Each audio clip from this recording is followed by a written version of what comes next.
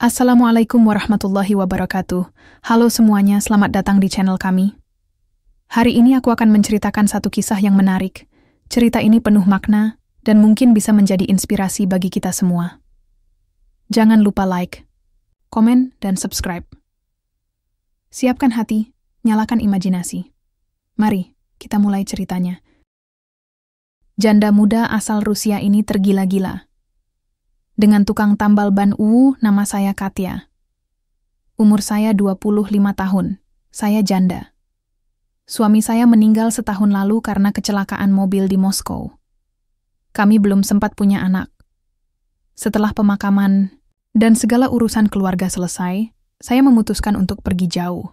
Jauh sekali. Bukan untuk melupakan, tapi untuk mengalihkan rasa. Saya memilih Bali. 1 bulan di Bali terasa seperti mimpi. Pantai-pantainya indah, makanannya enak, orang-orangnya ramah. Saya tinggal di kamar kos kecil dekat Ubud. Tempatnya tenang, cocok untuk menyendiri dan berpikir ulang tentang hidup. Saya menyewa motor untuk keliling kemana-mana. Sudah biasa, di Rusia juga saya bisa bawa motor. Hari itu saya ingin ke air terjun. Teman satu kos bilang tempatnya bagus. Saya cek Google Maps, arah sudah benar. Tapi saat masuk ke gang sempit, motor saya mulai oleng. Saya turun. Ban belakang kempes. Bocor. Saya berdiri di tengah gang yang sunyi. Tak ada orang lewat. Panas. Sinyal internet juga lambat. Saya dorong motor perlahan sambil berharap ada bengkel dekat sini. 300 meter kemudian, saya melihat papan kayu kecil. Tambal ban. Tidak ada lampu neon, tidak ada etalase. Hanya bangunan semen setengah jadi, dengan kursi plastik, alat-alat berserakan. Dan seorang pria duduk di lantai. Dia memakai kaos oblong, celana pendek, kulitnya gelap terbakar matahari. Tapi saya perhatikan satu hal, tangannya cekatan. Ia seperti tahu apa yang harus dilakukan begitu melihat motor saya. Saya berhenti. "Excuse me. Can you help me?" Dia menoleh, tersenyum singkat. "Ban bocor, ya?" Saya terkejut, dia lancar sekali. Bukan seperti orang yang cuma tahu yes dan no. "Iya," jawab saya. "Ban bocor. Bisa tambal?" "Bisa." "Silakan duduk." 15 menit selesai. Saya duduk di bangku plastik. Motor saya ia baringkan perlahan, lalu mulai bekerja. Saya memperhatikannya. "Nama saya Katya," saya buka obrolan. "Surgi," katanya. "Saya yang punya bengkel ini." Saya tersenyum. "Your English is very good." Dia angkat bahu. "Biasa saja. Banyak bule nyasar ke gang ini. Kalau nggak bisa bahasa Inggris, nanti mereka bingung. Jadi saya belajar sendiri." Saya terdiam. Saya pikir, dia tukang tambal ban. Tapi dia pintar. Tidak semua orang Bali bisa begini. Tidak semua pria seperti ini. "Belajar dari mana?" tanya. Saya lagi. "Dari radio, buku bekas, sama ngobrol sama turis. Sudah lama saya di sini. Sendiri." Dia bicara tanpa nada sedih. Tidak ada keluhan, tidak ada pamer. Seperti fakta biasa. "Kenapa sendiri?" tanya saya, makin penasaran. Dia tidak langsung menjawab. Ia fokus ke tambalan ban. Setelah itu, ia menjawab pelan. "Saya nggak punya keluarga lagi. Rumah ini peninggalan orang tua. Saya rawat sendiri. Saya kerja sendiri." Saya menatapnya. Ada sesuatu dalam dirinya yang membuat saya ingin tahu lebih banyak. Surgi tidak tampan seperti aktor, tapi sikapnya tenang, tidak memaksa, dan sangat jujur. Saya bisa merasakan itu. Mungkin karena saya juga pernah hidup dengan kebohongan. Suami saya dulu tampan dan kaya, tapi tidak pernah benar-benar jujur. Hanya tampak sempurna di luar. "Lalu kamu tidak ingin menikah?" Saya bertanya langsung. Dia tertawa kecil. "Belum ada yang cocok. Hidup saya di sini saja, tambal ban dan minum kopi." Saya ikut tertawa. Lucu, tapi dalam hati saya merasa aneh. Pria ini terlalu sederhana, tapi justru itu yang menarik. Tidak banyak orang seperti dia di dunia saya. Ban selesai ditambal. Dia ambil air dan membersihkan tangannya. "Sudah selesai," katanya. "Cuma 20.000. Saya beri dia 100.000. Dia kaget. Terlalu banyak. Simpan saja. Saya suka caramu bekerja, kata saya. Dia tidak memaksa kembalian, hanya senyum, lalu berkata pelan, "Terima kasih, Katya." Saya naik motor dan melanjutkan perjalanan ke air terjun. Tapi sepanjang jalan, pikiran saya tidak bisa lepas dari bengkel sempit itu. Dari tangan kasar yang bisa bicara lembut, dari pria sederhana yang tidak sibuk pencitraan, saya tidak tahu. Tapi saya rasa, saya ingin kembali lagi. 3 hari setelah kejadian ban bocor itu, saya kembali ke bengkel kecil di gang sempit itu. Bukan karena motor saya rusak lagi, tapi karena saya ingin bertemu Surgi. Sederhana saja alasannya. Saya penasaran. Dan Senjur, saya merasa nyaman saat berbicara dengannya. Saya datang membawa 2 bungkus nasi campur Bali. 1 untuk saya, 1 lagi untuk dia. Saya tahu, bagi orang lokal, nasi seperti ini sudah biasa. Tapi bagi saya yang berasal dari Moskow, duduk di bengkel terbuka, makan bersama tukang tambal ban yang fasih berbahasa Inggris, itu pengalaman yang tidak biasa. Surgi tampak terkejut saat saya datang. Dia sedang menyeka peluh setelah mengganti ban sepeda motor pelanggannya. Baju kerjanya sudah lusuh, tapi senyumnya tetap ramah. "Kamu datang lagi," katanya. "Saya bawa makan siang," jawab saya. "Kamu sudah makan?" "Belum."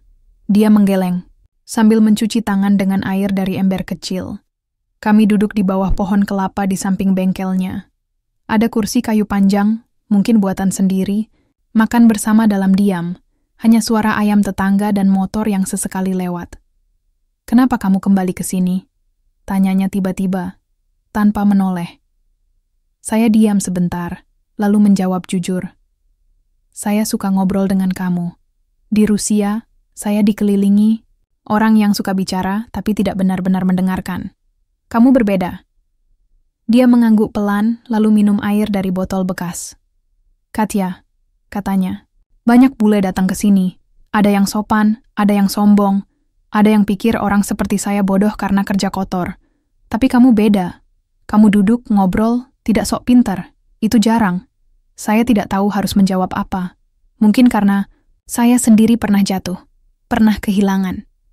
Dan orang-orang yang sombong biasanya belum pernah merasakan itu." Kami lanjut makan. Setelah selesai, saya bantu dia membereskan bungkus nasi. Sebenarnya saya ingin tahu lebih banyak tentang hidupnya, tapi saya tidak mau buru-buru. Saya cuma bilang, "Kalau kamu sempat, ajari saya bahasa Bali." Dia tertawa kecil. "Kamu yakin?" "Sangat yakin." Hari-hari berikutnya, saya datang lagi. Kadang pagi, kadang sore. Kadang saya bawa kopi, kadang cuma duduk dan ngobrol. Kami mulai saling bercerita.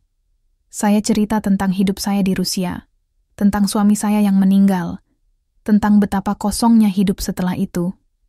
Dia tidak menanggapi dengan kalimat panjang, hanya mendengarkan. Tapi dari matanya, saya tahu dia paham. Lalu dia juga bercerita tentang masa kecilnya. Ayahnya tukang kayu, ibunya jualan di pasar. Kedua orang tuanya meninggal karena sakit saat dia masih muda. Sejak itu dia hidup sendiri. Tidak pernah pindah rumah. Tidak pernah pindah hati. Dia bilang dia tidak butuh banyak. Cukup bisa makan, cukup bisa bantu orang lain. Itu saja. Saya tidak pernah menyangka seorang pria yang hidup di bengkel kecil bisa punya hati yang sebesar itu. Suatu sore, saat matahari hampir tenggelam, dia bertanya, "Katya, kamu betah tinggal di Bali?" Saya menjawab cepat, "Betah. Apalagi sejak kenal kamu." Dia tersenyum, tapi tak berkata apa-apa. Hanya menatap langit yang mulai jingga. Saya tahu perasaan saya mulai tumbuh, tapi saya tidak ingin buru-buru bicara soal cinta. Saya bukan gadis, remaja yang bisa jatuh cinta hanya karena tatapan mata. Tapi saya tahu rasa nyaman ini bukan hal biasa. Malam itu, saya kembali ke kos sambil tersenyum. Bukan karena hal besar, tapi karena hal kecil. Karena saya merasa dihargai, dan mungkin untuk pertama kalinya setelah lama, saya merasa tidak sendirian lagi. Pagi itu saya duduk di teras kos, menyeruput kopi sachet yang mulai saya sukai. Tak seperti kopi-kopi mahal di Rusia, Rasanya sederhana, tapi entah kenapa menenangkan. Mungkin karena saya sudah mulai terbiasa dengan hidup di sini. Ponsel saya berdering. Mama menelepon dari Moskow. Saya ceritakan sedikit soal liburan saya di Bali. Tentu saja tidak menyebut nama Surgi. Belum waktunya. Kalau saya bilang saya dekat dengan tukang tambal ban, Mama pasti langsung panik. "Katia, kamu waras?" Itu yang bakal dia katakan. Setelah telepon selesai, saya berdiri. Hari ini saya ingin bicara serius dengan Surgi. Saya berjalan ke bengkelnya, seperti biasa. Gang itu sudah seperti halaman belakang rumah sendiri. Beberapa anak kecil melambaikan tangan. Seekor anjing tidur di bawah pohon pisang. Dan seperti biasa, Surgi sedang jongkok di samping motor, sibuk.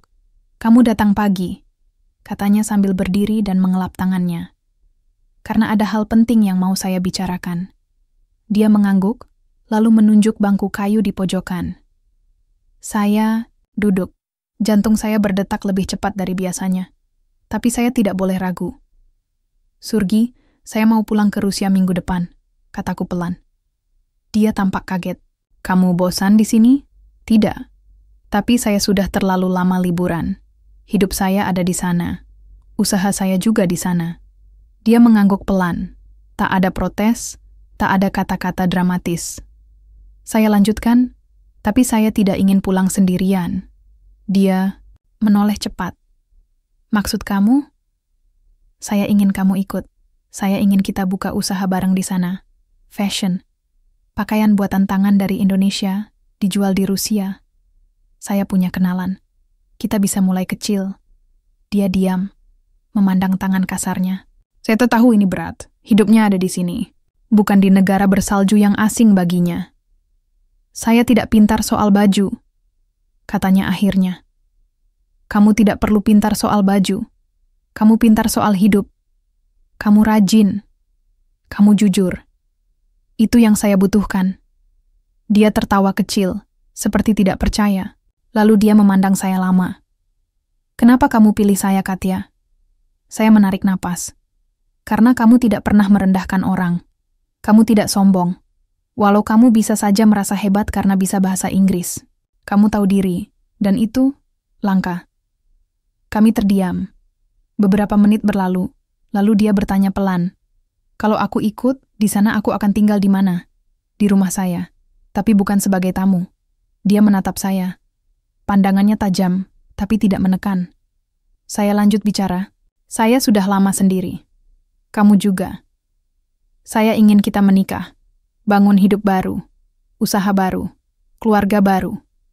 Dia berdiri, mengambil air, lalu meminumnya cepat. Saya pikir dia akan menolak. Tapi kemudian dia berkata, "Berarti aku harus bikin paspor ya?" Saya tersenyum, senyum lebar, seperti anak kecil yang diberi permen. Hari-hari berikutnya berjalan cepat. Saya bantu dia urus dokumen. Saya ajak dia ke warnet buat isi formulir. Saya temani dia foto paspor. Dan selama proses itu, saya makin yakin. Pria ini sederhana, tapi tidak bodoh. Dia belajar cepat. Tidak banyak omong, tapi kalau bertanya, langsung ke intinya. Suatu sore, saat kami duduk di depan bengkelnya menunggu senja, dia bertanya, "Kamu yakin dengan keputusan ini, Katia? Rusia bukan Indonesia. Musim dingin, budaya beda, makanan beda." Saya menjawab pelan, "Yang penting hatimu tetap sama. Soal musim, saya bisa ajari kamu pakai jaket." Dia tertawa. Sore itu, saya tahu satu, hal hidup saya akan berubah. Mungkin akan lebih rumit, tapi untuk pertama kalinya setelah kehilangan, saya tidak takut akan masa depan. Surgi menjejakkan kakinya di Bandara Sheremetyevo, Moskow, dengan langkah pelan dan mata lebar. Jaket tebal yang baru dibelinya di Bandara Bali masih belum mampu menahan dingin musim gugur Rusia. Saya tarik koper besar kami sambil tersenyum melihat ekspresinya. Pria ini, yang biasanya tenang dan penuh kendali di gang sempit bengkel kecilnya, sekarang terlihat seperti anak TK masuk sekolah hari pertama. "Dingin banget ya," katanya sambil menyelipkan kedua tangan ke saku. "Dan ini belum salju, Surgi." Kami naik taksi menuju apartemen saya di pusat kota. Jalanan Moskow terlihat seperti lukisan hitam putih. Pohon-pohon meranggas, orang-orang berjalan cepat, wajah serius, langit mendung. Tidak ada suara ayam, tidak ada bau gorengan. Ini dunia yang sangat berbeda. Sesampainya di apartemen, saya tunjukkan semua ruangan. Kita mulai dari sini dulu. Apartemen ini kecil tapi cukup. Nanti kalau usaha kita lancar, kita bisa cari rumah. Dia mengangguk, masih sedikit canggung. Saya tahu ini bukan sekadar perjalanan jauh. Ini lompatan hidup. Besoknya kami mulai kerja. Saya sudah menyiapkan ruangan kecil untuk jadi studio. Di sana ada mesin jahit, lemari kain, dan papan inspirasi penuh gambar desain. Saya beri tugas pertama untuk Surgi, bantu sortir kain, potong label, dan kemas produk. Dia bekerja diam-diam, fokus, seperti di bengkelnya. Tapi saya tahu, matanya penuh tanda tanya. Kadang dia bertanya tentang bahan, warna, atau mengapa kami harus pakai kemasan dengan pita. Tapi dia cepat mengerti, dan tak pernah mengeluh. Beberapa minggu berlalu, pesanan mulai berdatangan lewat toko daring kami. Pelanggan suka dengan desain kami. Sederhana, ringan, dan ada nuansa tropis. Saya tulis di deskripsi produk bahwa semua dibuat oleh tangan Indonesia. Itu menjadi daya tarik tersendiri. Suatu malam, saat kami sedang melipat pakaian di lantai ruang tengah, Surgi bicara, "Di Bali, aku cuma tahu tambal ban. Di sini, aku bantu jual baju. Kamu nggak takut usahamu gagal karena ngajak orang kayak aku?" Saya menatapnya. "Saya lebih takut gagal kalau bareng orang yang sok tahu." Dia tertawa. "Berarti aku lulus ya?" "Baru nilai 7, jawabku. Hari-hari berikutnya, kami mulai belajar tentang cara promosi di media sosial. Saya ajari dia memotret produk, menulis caption, sampai mengirim paket ke kantor pos. Beberapa kali kami bertengkar karena hal sepele, dia salah lipat baju, saya salah input alamat pelanggan. Tapi tidak pernah saling marah. Kami belajar menertawakan kesalahan. Hidup kami sederhana, tapi sibuk. Pagi ke pasar kain, siang produksi, malam kemas pesanan. Kadang kami pulang larut malam, makan mie instan, lalu tertidur di sofa. Tapi rasanya seperti rumah. Sampai suatu malam, saya ajak dia duduk di balkon kecil apartemen. Kota Moskow bersinar di kejauhan. "Surgi, kita sudah kerja bareng. Kita juga sudah tinggal bareng. Tapi saya mau kita nikah." Dia terdiam, lama. "Saya tahu ini semua cepat," kataku. "Tapi saya tidak main-main." Dia menatap saya. "Aku juga nggak main-main, Katya. Tapi nikah itu ibadah, bukan cuma kontrak." Saya mengangguk. "Kita bisa nikah secara agama. Kita cari ustaz Indonesia di sini." Saya serius. 3 minggu kemudian, dengan bantuan teman dari KBRI, kami menikah secara Islam di sebuah ruangan kecil di pojok komunitas Muslim Moskow. Tak ada pesta, tak ada gaun mahal. Tapi ada senyum tulus dari pria yang pernah saya temui di gang sempit saat ban motor saya bocor. Hari itu, saya tahu. Ini bukan lagi soal liburan atau eksperimen hidup. Ini tentang 2 orang asing dari dunia berbeda yang memilih untuk saling percaya. 1 tahun sejak kami menikah, usaha fashion kami makin sibuk. Pesanan datang hampir setiap hari. Bahkan ada satu butik di Saint Petersburg yang tertarik menjual koleksi kami. Kami mulai rekrut 2 orang penjahit lepas dan sewa tempat kerja lebih besar, tidak jauh dari apartemen. Di mata orang, hidup kami tampak sempurna. Pasangan beda negara, beda budaya, tapi bisa sukses bersama. Tapi tidak ada yang tahu, ada badai pelan-pelan mendekat. Semua bermula dari keluhan pelanggan. 1, 2, sampai akhirnya lebih dari 10 pembeli mengeluh soal kualitas jahitan. Saya terkejut karena sebelum dikirim, semua baju sudah kami cek. Tapi setelah diselidiki, ternyata 2 penjahit baru kami sering bekerja tergesa-gesa. Mereka bilang ke saya, kalau terlalu banyak revisi, mereka mundur. Saya panik. Uang kami belum cukup untuk gaji tetap.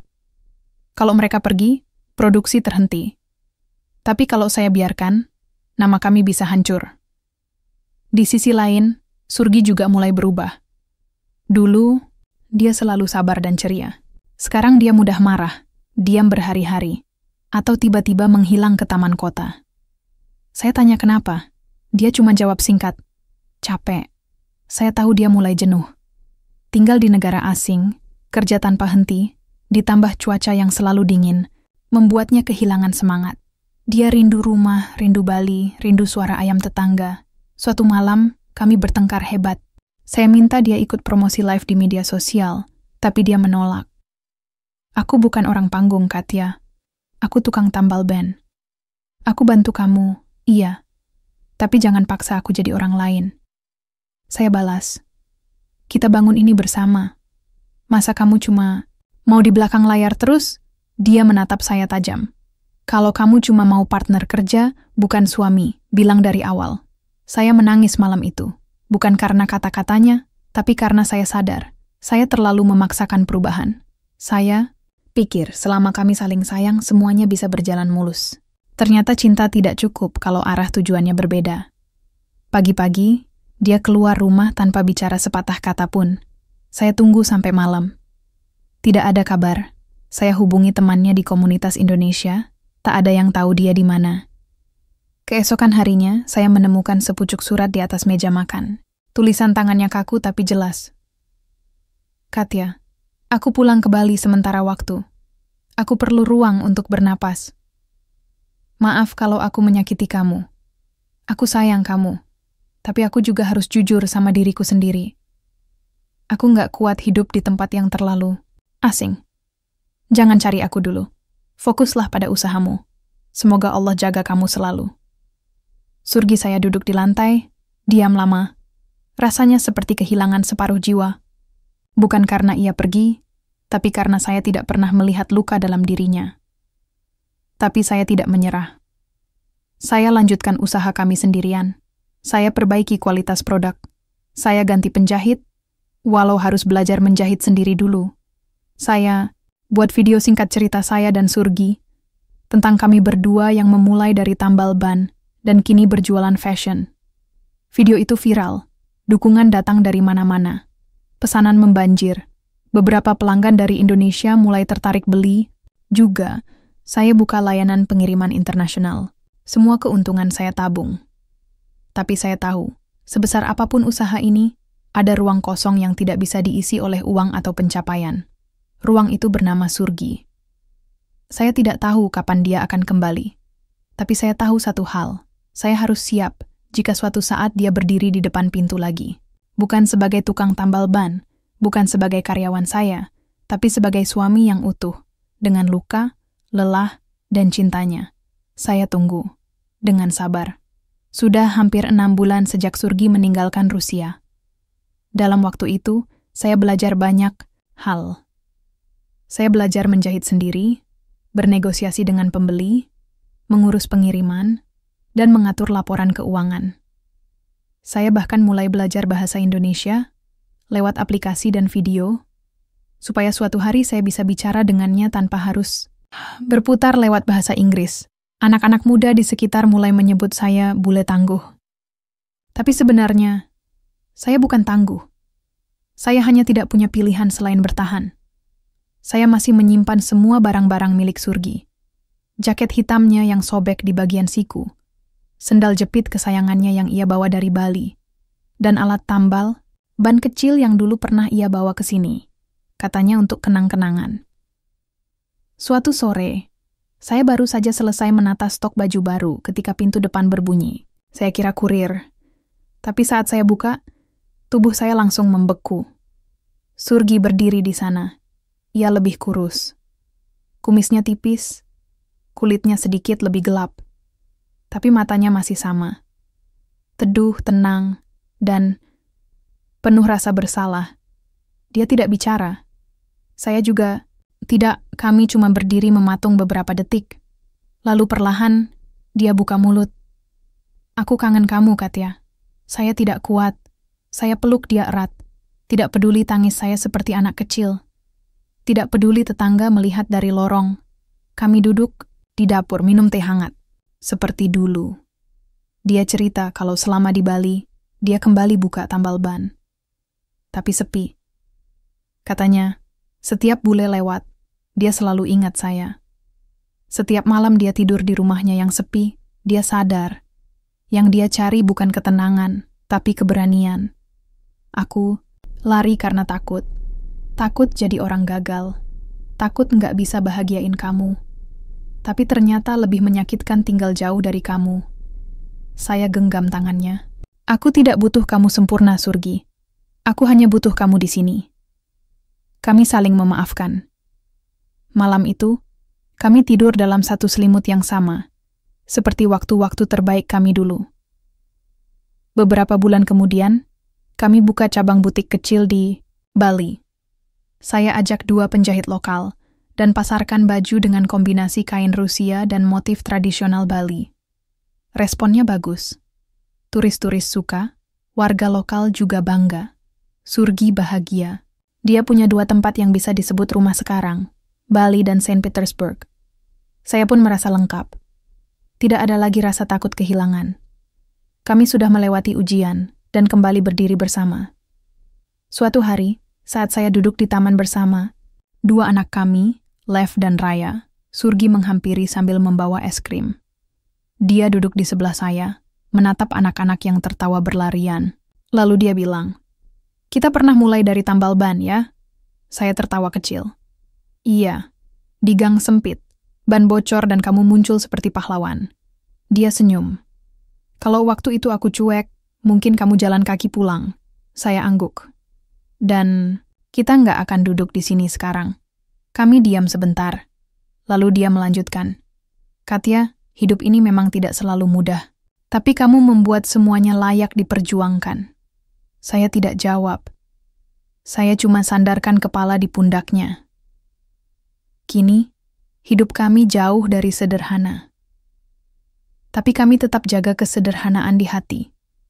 Kami tidak sombong, tidak pamer. Kami tahu semuanya bisa berubah dalam sekejap.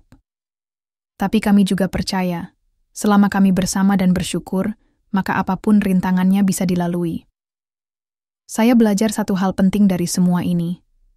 Jangan pernah meremehkan siapapun. Jangan merasa lebih tinggi hanya karena uang, gelar, atau negara asal. Karena saat ban bocor di gang sempit, bukan profesor atau pengusaha yang menolong saya, tapi seorang pria sederhana dengan tangan penuh oli dan hati yang tulus.